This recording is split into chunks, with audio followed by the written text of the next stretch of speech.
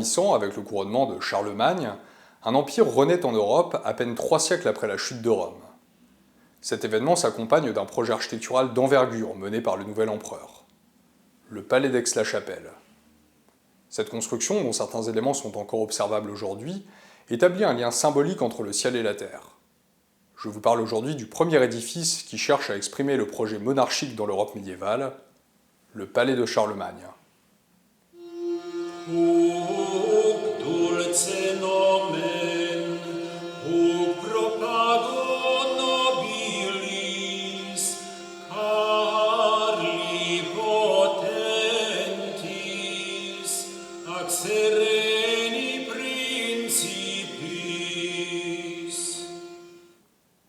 Dans la ville allemande d'Aix-la-Chapelle, en Rhénanie du Nord, près de la frontière belge, on peut voir une cathédrale comportant l'une des plus anciennes chapelles chrétiennes d'Europe. Incluse dans un édifice ayant largement évolué avec le temps, ces murs sont la mémoire visuelle du projet impérial de la dynastie carolingienne. Cette chapelle, jadis située dans la capitale de l'empire de Charlemagne, est le dernier vestige d'un palais ayant aujourd'hui disparu.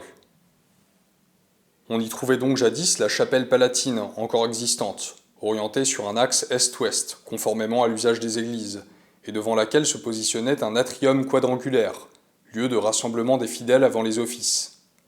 Au nord du complexe, on observait une salle du trône, où l'empereur recevait les différentes requêtes. Sur l'axe nord-sud, cette fois, à l'intermédiaire entre la salle du trône et la chapelle, prenait place une grande porte intégrée dans un corps de bâtiment où s'exerçait la justice impériale. Excentrés par rapport à cet ensemble, se trouvaient des thermes construits sur une source d'eau chaude. Cette organisation spatiale répond d'une symbolique visant à exprimer le projet impérial de Charlemagne. Développons cela. Charlemagne naît vers 742 dans la région correspondante à l'actuelle Belgique. Son père était Pépin le Bref, premier roi des Francs de la dynastie carolingienne, ayant dépossédé la dynastie mérovingienne déclinante. En 476, après la chute de Rome, l'Europe est profondément divisée. Elle comporte de nombreux royaumes. Celui des Francs n'est donc qu'un royaume parmi d'autres. Et la Rome impériale de l'Antiquité, encore très proche dans le temps, reste le modèle politique de référence, celui d'un monde uni et pacifié, avec à sa tête un pouvoir central fort, garantissant stabilité et harmonie. Le projet de Charlemagne est donc le suivant: reconstituer l'empire qui avait disparu avec la chute de Rome. Aix-la-Chapelle est pensée comme le centre symbolique de cet empire, une sorte de nouvelle Rome. Quand il arrive sur le trône, vers l'âge de 26 ans, en 768, son pouvoir est loin d'être solidement assis. La légitimité de sa dynastie ne remonte qu'à son père, et conformément à la tradition franque, le royaume de Pépin le Bref est divisé entre ses deux fils à sa mort. Charlemagne, l'aîné, contrôle les régions du nord et de l'ouest, quand le cadet, Carloman, hérite de la partie orientale et méridionale. Le royaume franc n'est alors encore que relativement régional, en plus d'être divisé entre deux frères qui ne s'entendent pas. Or, Carloman meurt en 771, ce qui permet à Charlemagne de récupérer l'ensemble du royaume.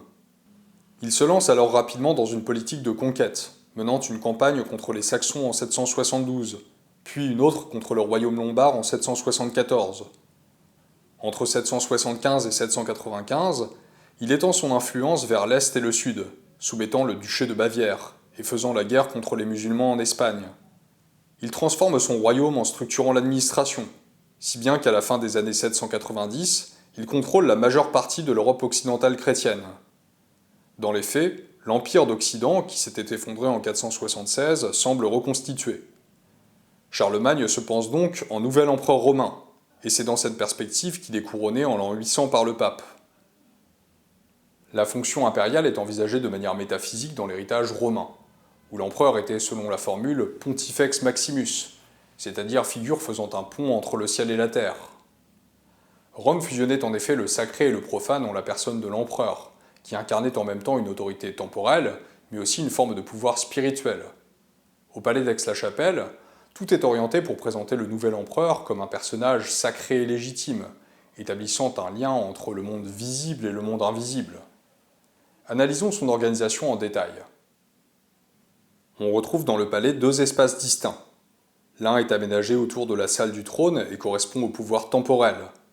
L'autre englobe l'espace articulé autour de la chapelle palatine et incarne le pouvoir spirituel.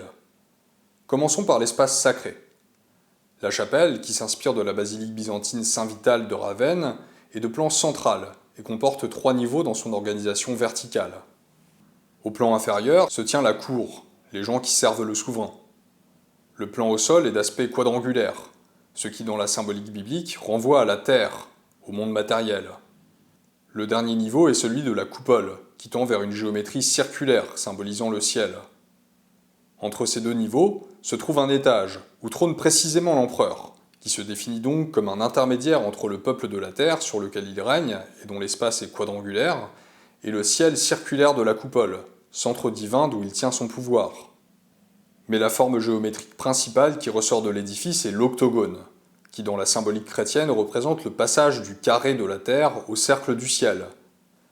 Sur un plan horizontal maintenant, la chapelle est orientée sur un axe plaçant l'abside à l'est et l'entrée à l'ouest, ce qui est conforme à la tradition. En effet, dans la pensée chrétienne, l'est est la direction sacrée par excellence. Il s'agit de celle du lever du soleil, marquant le renouveau de la sacralité du monde.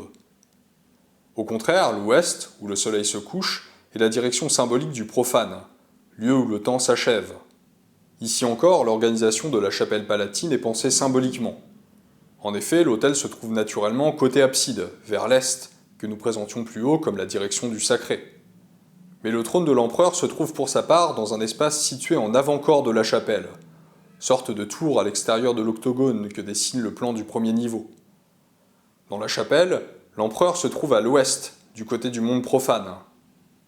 L'architecture religieuse carolingienne plus tardive reprendra très souvent cette organisation spatiale des églises, en créant un élément architectural appelé Westwerk, ou massif occidental, et qui constitue un corps indépendant situé à l'ouest de l'église, espace architectural destiné à accueillir les autorités temporelles au sein d'un espace spirituel.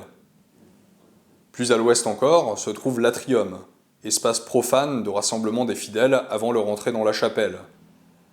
L'axe est-ouest de l'édifice est ainsi un passage du profane au sacré, avec l'empereur comme intermédiaire dans une course architecturale qui conduit de la terre vers le ciel. Cette dynamique spatiale sacrée-profane se retrouve également sur l'axe nord-sud, puisque la partie nord de l'édifice incarne l'autorité temporelle du monarque, avec la salle du trône, où Charlemagne recevait les différentes autorités et où il prenait les décisions politiques. On trouvait également dans la partie nord la salle du trésor et des archives, ainsi qu'un bâtiment destiné à la garnison militaire. À proximité de cet espace se trouvaient les appartements de l'empereur et de sa famille, lieu de la vie concrète.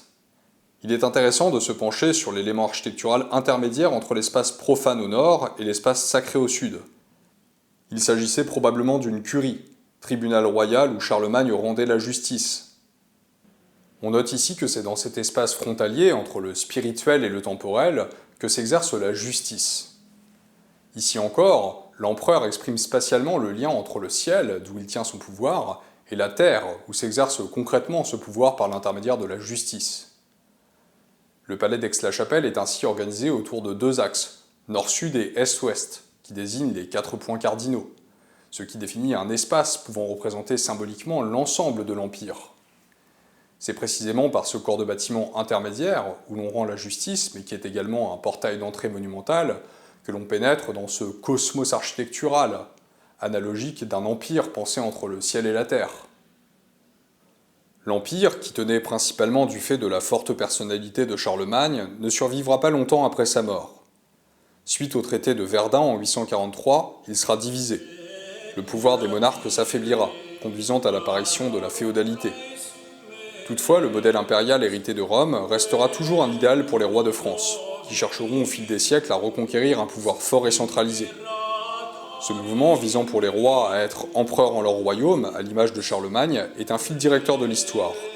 Il trouvera son aboutissement esthétique dans le grand projet artistique du classicisme au XVIIe siècle.